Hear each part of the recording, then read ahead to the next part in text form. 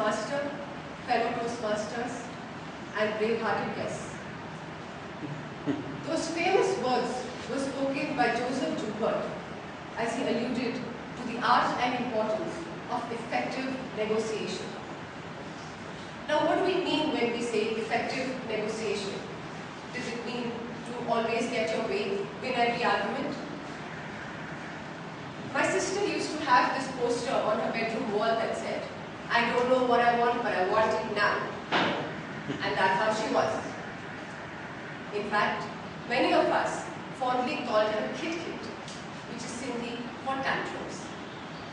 But no, effective negotiation is not about throwing tantrums and blackmailing others. It's about creating a situation such that all parties have most of their interests met. Now, what do we mean by interests? And how do we go about this very noble act of satisfying everybody's interests? That is what we will talk about today, a three-pronged approach based on Roger Fisher's books, Getting to Yes and Getting Past No. The first step, he says, is to separate people from the problem. I had the privilege of experiencing this firsthand at a neighbor's place a few months ago. Amit and Meena, both software engineers, were planning their annual summer vacation. Meena casually asked me, "Sapna, can you recommend a place to stay at Barcelona? We are planning to go there for our vacation." Before I could respond, Amit added quickly, "No, Meena, we cannot go to Barcelona. I thought we would go to Goa." At the mention of Goa, Meena jumped up and screamed, "You are such a liar! You promised you would take me to Barcelona this year. You never keep your promises. How can I ever trust you?" Amit retorted, "Don't call me a liar. You are extremely demanding and you never compromise." And it went on.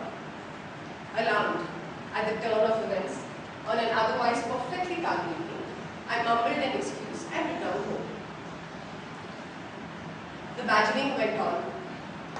I had the guts to message Amit though and remind him of Roger Fisher's books I had lent him. He told me later that night, unable to sleep, he did indeed open the first chapter, Separate People from the Problem, and realized how he had done quite the opposite. Instead of focusing on the problem at hand, disagreement on vacation destination, they focused on each other, allowing Amit and a demanding Meena, which may sure sound like more serious problems, but they were not the problems at hand. Hence, it was very important to separate people from the problem. Intrigued, he went on to read the second chapter. Focus on interests and not positions. The positions were clear. Amit wanted to go to Goa, Meena to Barcelona. But what were their interests? On further reading, he figured that the best way to gauge a person's interest is to ask why and why not. He started introspecting. Why did he want to go to Goa? Why did he not want to go to Barcelona?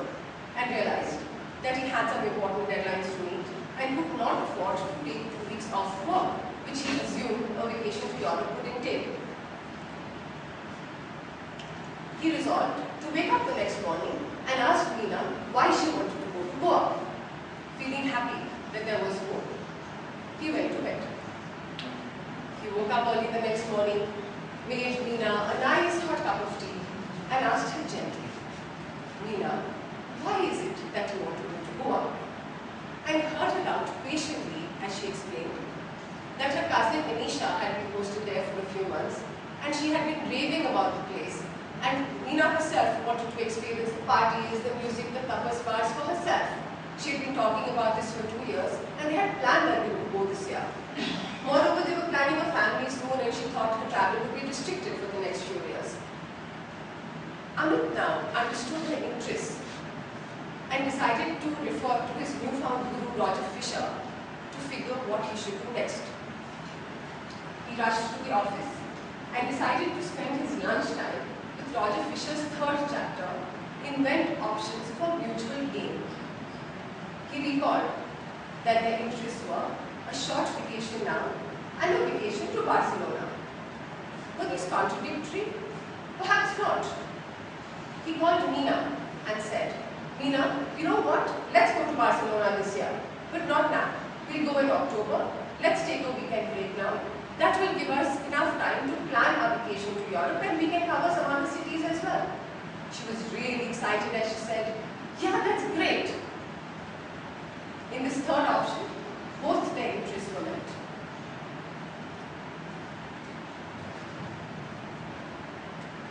And hence, with Roger Fisher's invent options for mutual gain, they were able to focus on the problem at hand and live at peace and keep our neighborhood at peace as well. To sum up, we spoke about 3 steps. Separate people from the problem, focus on interests and not positions, invent options for mutual gain. These may sound simpler than they are to execute, but that's only because our big egos come into play. If we can focus on the problem at hand and keep in mind the outcome we want,